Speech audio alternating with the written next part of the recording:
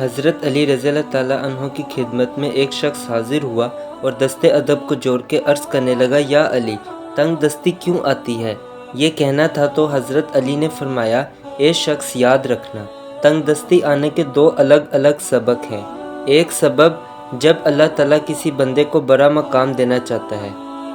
سرخرو کرنا چاہتا ہے، تو اسے دولت، اولاد، صحت، رشتوں سے آزماتا ہے اور بعض دفعہ کافی چیزیں لے لیتا ہے۔ اللہ تعالیٰ یہ دیکھنا چاہتا ہے کہ میرا بندہ میرے لیے کتنا صبر کرتا ہے، اور دوسری وجہ عذاب ہے۔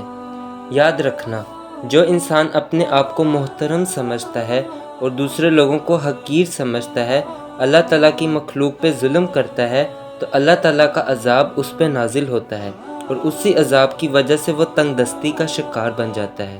تو اس نے پوچھا، یا علی، معلوم کیسے ہو یہ تنگ دستی اللہ تعالیٰ کی طرف سے امتحان ہے یا اللہ کا عذاب؟